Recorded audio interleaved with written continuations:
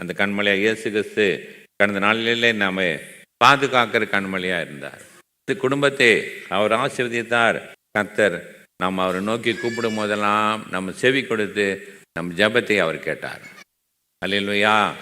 அதனால கர்த்தர் கடந்த வருஷத்தில் அவருடைய வாக்குத்தத்தின்படி அவர் நமக்கு கண்மலையும் கோட்டையும் பலனும் அடைக்கலும் நம்முடைய இரட்சகராய் அவர் இருந்தார். அதனால் கரைகளை தட்டி அவரை நாம் மகிமைப்படுத்தலாம். எங்கள் ஆண்டவரே துதிக்கிறோம்.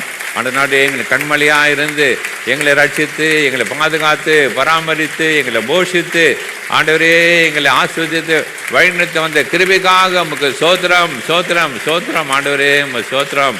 ஆண்டவரே உம்மை வாழ்த்துகிறோம், உம்மை புழுகிறோம், உம்மை மகிமைப்படுத்துகிறோம். எல்லா துதி கனம் மகிமை எல்லாம் இயேசுவே உமக்கே செலுத்துகிறோம். சோத்திரம் சோத்திரம் சோத்திரம் சோத்திரம்.